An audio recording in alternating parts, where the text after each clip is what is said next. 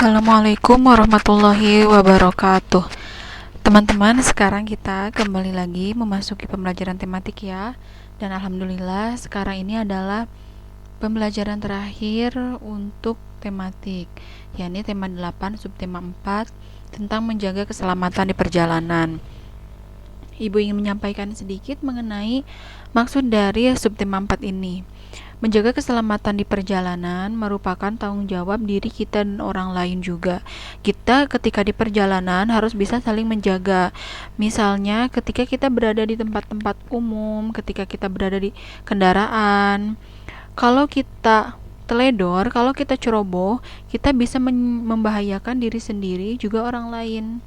Misalnya ketika di pasar, ketika berbelanja dengan ibu, dengan ayah, selain ayah atau ibu yang harus memperhatikan kita supaya tidak tersesat, supaya tidak lepas dari pantauan orang tua, kita juga sebagai anak tidak boleh lepas, tidak boleh jauh-jauh dari orang tua.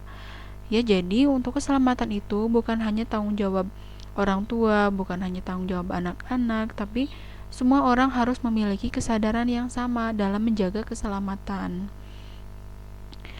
Misalnya di perjalanan juga, ketika ada orang membawa kendaraan dengan tergesa-gesa, ceroboh, ugal-ugalan, bukan hanya mencelakakan dirinya sendiri, tapi dia juga bisa mencelakakan orang lain, bisa mencelakai pengguna jalan yang lain, mau itu yang berjalan, mau yang membawa kendaraan, itu juga dapat menerima imbasnya dari perbuatan orang tersebut yang tidak bisa menjaga keselamatan di perjalanan. Nah, itu ya. Selanjutnya kita masuk ke materi. Sekarang materi yang pertama tentang sikap menjaga persatuan. Ini sebelumnya sudah disampaikan. Nah, ini ada lagi contoh yang lainnya. Sikap yang harus kita miliki agar terwujud persatuan dalam keragaman. Ini mengulas ya. Nomor 1, saling menghargai. 2, saling menyayangi. 3, saling pengertian. 4, saling menghormati. 5, saling membantu. 6, bekerja sama, dan lain-lain. Masih banyak lagi contoh yang lainnya. Coba Ibu tanya sama kalian ya, ketika kalian dengan anggota keluarga, dengan teman, saling menghargai, sambil saling menyayangi, saling pengertian, saling menghormati, saling membantu, bekerja sama, tentu kalian akan selalu hidup rukun kan? Nah, hidup rukun itulah yang mewujudkan persatuan. Jadi semua berawal dari sikap-sikap yang baik seperti ini. Kalau yang terjadi malah sebaliknya, justru yang ada malah pertengkaran, di mana ujung dari pertengkaran itu merusak persatuan. Nah, ini contohnya berupa gambar wujud sikap bersatu dalam keragaman. Mereka sedang bekerja sama ya, gotong royong tuh. Yang ini, sementara yang ini dia sendiri, tidak bersatu, tidak bergabung dengan yang lain, dia bekerja sendiri. Tuh, yang ini juga dia sendiri mendorong meja, sementara yang ini bertiga mengangkat mejanya. Tuh, yang ini sendirian juga mendorongnya, dan ini beramai-ramai. Jadi yang menunjukkan sikap bersatu itu yang mana? Tentunya kalian sudah bisa ya, sudah bisa memprediksi nih. Coba cek betul tidak pilihan kalian sama dengan ibu. Ini, lalu yang ini, dan yang ini. Yaitu contoh wujud sikap bersatu dalam keragaman. Keragaman, kok kenapa keragaman, Bu? Tentu saja karena orang-orang yang bekerja sama ini memiliki banyak perbedaan, mulai dari baju, model rambut, warna kulit, usia, dan sebagainya. Lalu di sini menentukan kegiatan bersatu dalam keragaman. Coba kalian disuruh untuk menentukan lagi seperti tadi. Di sini ada laki-laki yang memikul beban sendirian, sementara di sini ada yang gotong royong membersihkan saluran air. Yang mana yang mewujudkan sikap bersatu? Yang ini ya, yang beramai-ramai membersihkan lingkungan. Dan yang ini yang mana? Tentunya yang ini ya, yang beramai-ramai Estafet membantu korban banjir, sementara yang ini dia membersihkan sendiri. Ini bukan wujud dari persatuan. Nah, manfaat hidup bersatu apa saja sih? Pertama, pekerjaan cepat selesai. Pekerjaan terasa lebih ringan. Hidup nyaman, aman, tenang. Nah, sementara kalau kita hidupnya tidak bersatu, pekerjaan terasa lebih lama, pekerjaan terasa lebih berat, hidup juga tidak nyaman. Kalian mau yang mana nih? Tentunya ingin yang pertama ya, karena dengan bersatu semuanya akan lebih enak, lebih meringankan kita. Sementara kalau tidak bersatu, kita hidup sendiri, kita akan kesusahan sendiri. Nah, sekarang memasuki materi tentang penggunaan huruf kapital. Ini sudah berulang kali ya. Semoga kalian sudah benar-benar paham. Tuh, di sini ada pengulangan lagi. Huruf kapital digunakan pada setiap awal kalimat. Tuh kalian sudah tahu ya. Nah, huruf kapital juga digunakan pada huruf pertama petikan langsung. Nah, ini yang baru. Petikan langsung itu mana sih, Bu? Ini nih. Ini kan ada tanda petik.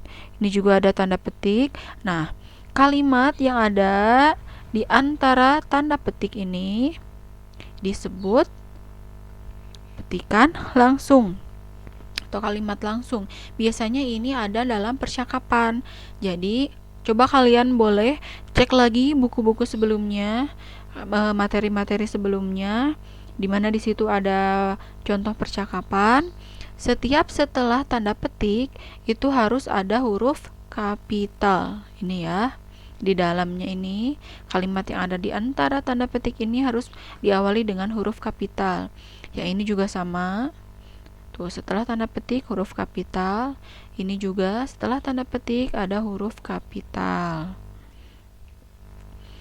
Bu, yang ini kok besar? Nggak di awal kalimat juga tidak setelah tanda petik, karena ini setelah tanda tanya, ada kalimat lanjutannya, jadi pakai huruf kapital lagi. Nah, sekarang penggunaan tanda titik.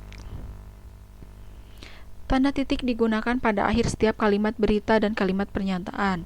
Pasti kalian sudah tahu ya, insya Allah. Nah, yang kedua, tanda titik digunakan untuk memisahkan bilangan jam dan menit. Ini juga sudah kemarin. Contoh, tuh, hari Sabtu kereta api berangkat pukul 6 tepat. Di sini 06-nya jam, 00-nya menit. Jadi di antara jam dan menit ada tanda titik, dan di akhir kalimatnya juga diberi tanda titik. Ini juga sama ya. Nah, ini yang baru. Tanda titik digunakan untuk memisahkan bilangan ribuan. Maaf, maksud Ibu memisahkan bilangan ribuan. Bilangannya Ibu ketik 2 kali ya. Maaf, keliru. Contoh, jumlah pengunjung museum bulan Januari ada 1.500 orang. 1.500. Di sini ada ribuan dan ratusan. Nah, jadi setelah ribuan itu harus dibubuhkan tanda titik. Caranya, kalian hitung 3 angka dari belakang. 1, 2, 3 titik. Nanti, Bu, kalau misalnya kalau sini angkanya masih banyak, boleh tinggal ditambah lagi. Misalnya 1, 2, 3 titik. Hitung lagi angkanya ada berapa. 1, 2, 3 titik. Gitu ya. Jadi setiap 3 angka, kalian bubuhkan tanda titik. Dan tidak lupa di akhir kalimat juga harus dibubuhkan tanda titik. Tuh, ini juga sama ya. Jumlah pengunjung museum bulan Maret ada 1.550 orang. Titik. 1000 di sini ada tanda titik, dan di akhir kalimat juga ada tanda titik. Sekarang kalimat tanya, ini juga mengulang terus ya. Ibu harapkan kalian sudah paham karena ini materinya sudah berulang-ulang. Kalimat tanya mengandung kata tanya apa, siapa, di mana, bagaimana, mengapa, kapan. Kalimat tanya diakhiri dengan tanda tanya. Fungsi kalimat tanya yaitu untuk menanyakan sesuatu. Contohnya tuh, dari kata apa? Apa saja yang dilakukan Udin dan Ibu dalam menjaga keselamatan ketika di pasar? Tanda tanya. Mengapa Udin dan Ibu bergandengan tangan? Tanda tanya. Kapan Udin dan Ibu pergi ke pasar? Tanda tanya. Di mana saja kita harus menjaga keselamatan? Tanda tanya. Dan seterusnya. Menyusun kalimat tanya. Di sini ada kata-kata yang rumpang, maksudnya kata-kata yang susunannya masih keliru. Misalnya sini, banjir apa penyebab? Kan rancu ya kalimatnya. Nah, kita disuruh untuk menyusun menjadi kalimat yang tepat. Coba kalian pikirkan dulu jawabannya. Banjir apa penyebab tanda tanya. Kalimat yang betulnya apa kira-kira? Nih. Apa penyebab banjir? Akhiri tanda tanya. Sekarang soal yang kedua. Mengapa perlu terjadi kita banjir jika mengungsi? Tanda tanya. Kita susun? Boleh? Sudah kalian pikirkan jawabannya? Oke. Ya, coba sama tidak dengan jawaban yang Ibu buat? Mengapa kita perlu mengungsi jika terjadi banjir? Tanda tanya. Betul? Sama tidak jawabannya dengan kalian? Kalau kalian sudah benar, berarti kalian hebat. Nah, selanjutnya konversi waktu. Kalau sebelumnya itu konversi waktunya dari jam ke menit, dari hari ke minggu. Nah, sekarang ada yang baru lagi. Dari bulan. Bulan ke hari atau hari ke bulan, dan bulan ke minggu atau minggu ke bulan. Maksudnya bagaimana? Ya, nih. Udin telah menabung selama 3 bulan. Berapa harikah Udin telah menabung? Jadi diketahui Udin menabung 3 bulan. Nah, ingin tahu 3 bulan itu berapa hari sih? Caranya gini. 1 bulan itu kan 30 hari. Jadi kalau 3 bulan harus dikalikan dengan 30 hari. Caranya dengan penjumlahan berulang jika kalian belum bisa melakukan perkalian secara langsung. Hasilnya adalah 90 hari. Jadi 3 bulan adalah 90 hari. Selanjutnya, kereta api tujuan Jakarta-Bandung melakukan perbaikan selama 60 hari. Berapa bulankah lama kereta api tujuan Jakarta-Bandung melakukan perbaikan? Nah, kalau ini sebaliknya, yang diketahui jumlah harinya. Nah, yang ingin diketahui berapa 60 hari itu berapa bulan? Jawabannya 60 hari dibagi 30 hari. Kenapa dibagi? Karena kita ingin mengetahui dibalik dari tadinya hari menjadi bulan. Nah, dibagi 30 hari juga karena 1 bulan adalah 30 hari. Menggunakan pengurangan berulang juga jika kalian tidak bisa melakukan pembagian langsung. 60 dikurangi 30 sampai hasilnya 0. Maka 60 dibagi 30 sama dengan 2. Nih ada 2 30-nya. Jadi jawabannya adalah 2 bulan. 60 hari sama dengan 2 bulan. Nah, ini yang baru lagi. Dan sekarang ingin mengubah bulan ke minggu atau sebaliknya. Para warga mengungsi selama 8 minggu. Berapa hari para warga mengungsi? Berapa bulan pula warga mengungsi?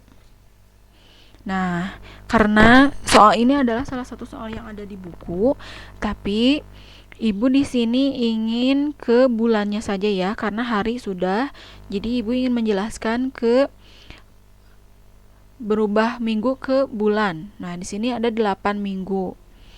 Untuk mengetahui 8 minggu itu berapa bulan, harus dibagi 4 minggu. Karena 1 bulan itu adalah 4 minggu. Dengan menggunakan pengurangan berulang sampai hasilnya 0, nanti diketahui 4-nya ada berapa? Ada 2, jadi 8 minggu sama dengan 2 bulan. Selanjutnya, posko bantuan dibuka selama 150 hari. Berapa bulan posko bantuan dibuka? Nah, tadi karena 1 bulan itu adalah 30 hari. Jadi kalau kalian ingin tahu 150 hari itu berapa bulan, tinggal dibagi 30. Lakukan pengurangan berulang sampai hasilnya 0, lalu hitung 30-nya ada berapa? Ada 5. Berarti di sini 150 hari sama dengan 5 bulan. Sekarang kita ingin mengetahui bagaimana cara menghitung bulan. 1 tahun itu kan ada 12 bulan ya. Nah, di sini sekarang bulan Maret. 2 bulan yang lalu adalah bulan kelahiran Udin. Bulan apakah Udin lahir? Caranya gini. Sekarang bulan Maret. 2 bulan yang lalu, berarti yang lalu yang sebelumnya. Kalian hitung mundur. Dari bulan Maret. 1, 2, berarti bulan Januari ya. Nah, lanjut lagi contoh yang kedua. Sekarang bulan Juni, 4 bulan yang lalu adalah bulan kelahiran ibu. Bulan apakah ibu lahir? Sekarang bulan Juni, 4 bulan yang lalu, berarti hitung mundur 4 kali. 1, 2, 3, 4. Berarti bulan Februari ibu lahirnya.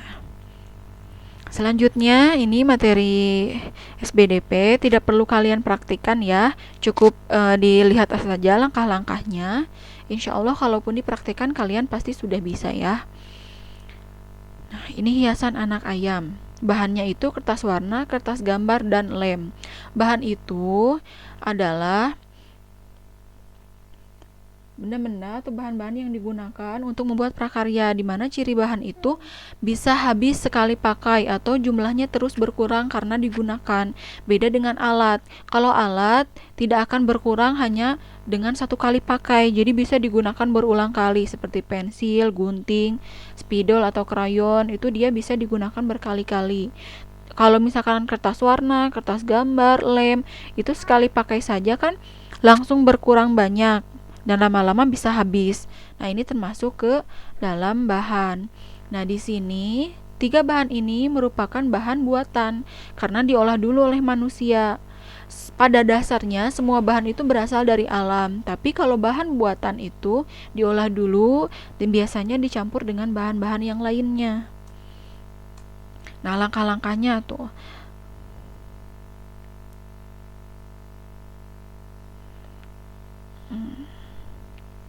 Nah, pertama diminta untuk menggunting dulu bagian-bagian yang diperlukannya ya. Misalkan di sini ada lingkaran kecil, setengah lingkaran dengan ukuran yang berbeda untuk kepala dan badan, lalu segitiga untuk sayap dan paruhnya. Lalu untuk kakinya bisa berupa garis-garis.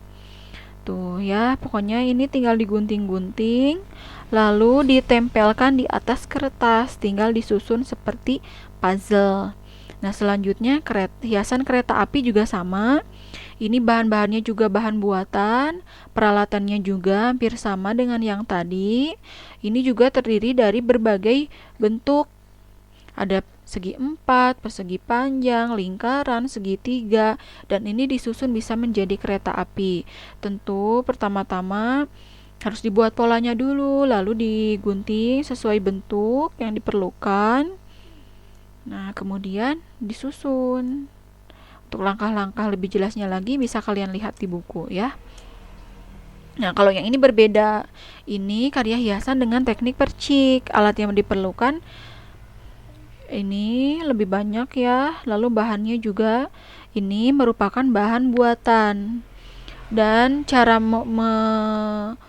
membuat ini, kalian siapkan sisir, lalu nanti sikat gigi bekas yang sudah dicelupkan ke dalam cat, kalian gunakan untuk menyisir di atas sisir, kalian gosokkan di atas sisir, lalu nanti cipratannya itu akan mengenai kertas. Nah, tidak lupa di atas kertas ini harus diletakkan dulu polanya. Nah, pola ini nanti tidak akan terkena oleh cat. Jadi ketika dibuka polanya akan membentuk gambar sesuai pola yang tadi. Jadi justru ini yang diwarnai itu adalah sekitarnya, sementara gambar yang kita inginkan itu akan bersih dari cat. Untuk lebih jelasnya lagi, kalian juga bisa melihatnya di buku langkah-langkahnya ya. Nah, ini yang terakhir materinya tentang menjaga kebersihan lingkungan. Bisa kita baca bersama di sini. Lingkungan adalah tempat kita beraktivitas, mulai dari rumah, sekolah, jalan yang kita lalui, dan tempat-tempat umum yang bisa kita kunjungi. Itu semua adalah lingkungan. Nah, menjaga kebersihan lingkungan merupakan tanggung jawab semua orang. Jadi tidak ada yang boleh saling menyalahkan. Oh, lingkungan ini tanggung jawab kamu, lingkungan ini tanggung jawab mereka. Enggak. Lingkungan ini, bahkan bumi ini adalah tanggung jawab kita semuanya. Walaupun di sekolah, di pasar, di tempat-tempat tertentu ada petugas kebersihan, kita tetap memiliki kewajiban untuk ikut menjaga kebersihan lingkungan tersebut. Nah, kalian juga sekarang di rumah nih, bukan hanya kewajiban ayah atau ibu ya untuk menjaga kebersihan rumah, tapi juga tanggung jawab kalian. Begitu juga di sekolah, karena ada OB, Lalu kalian seenaknya buang sampah sembarangan, tidak ikut membersihkan. Nggak boleh ya, semuanya adalah tanggung jawab kita bersama. Kalau di sekolah, tanggung jawab semua warga sekolah. Di rumah juga tanggung jawab semua anggota keluarga. Nah, kegiatan menjaga kebersihan di lingkungan sekitar nih ada contoh-contohnya tuh. Saluran air, rumput-rumputnya, pepohonannya dibersihkan. Lalu di sekolah membersihkan lingkungan sekolah dengan siswa-siswa. Dan ini ada di pasar. Nah, di pasar sekalipun bukan hanya tanggung jawab petugas kebersihan di sana. Semua juga harus ikut menjaga kebersihan pasar, mau itu pengunjung, mau itu penjual. Pokoknya semua yang berada di lingkungan pasar harus ikut menjaga kebersihannya. Karena kalau pasar nyaman, tentu kita juga sebagai pengunjung akan merasa nyaman. Nah, di sini ada baligo atau spanduk, buanglah sampah pada tempatnya. Nah, ini juga bisa menjadi salah satu cara kita untuk mengingatkan orang lain yang mungkin belum tahu atau yang mungkin lupa. Ketika melihat itu, dia akan teringat untuk membuang sampah pada tempatnya. Tuh, di sini juga dicontohkan oleh Udin. Hal sederhana yang bisa kita lakukan untuk menjaga kebersihan lingkungan adalah membuang sampah pada tempatnya. Karena sampah-sampah yang berserakan, yang menumpuk di jalan, yang harus dibersihkan, itu berawal dari orang yang suka membuang sampah sembarangan. Kalau semua orang disiplin membuang sampah ke tempatnya, tentu jalanan, lingkungan tidak akan kotor. Itu juga sama ya, membuang sampah pada tempatnya, seperti yang tadi dilakukan Udin. Nah, itu saja yang bisa Ibu sampaikan pada pertemuan hari ini. Ini adalah materi terakhir untuk tematik. Silahkan kalian setelah ini isi soal ulangannya, boleh open book. Nah, itu saja yang bisa Ibu sampaikan. Terima kasih ya, kalian selama ini sudah semangat mengerjakan tugas-tugasnya. Assalamualaikum warahmatullahi wabarakatuh.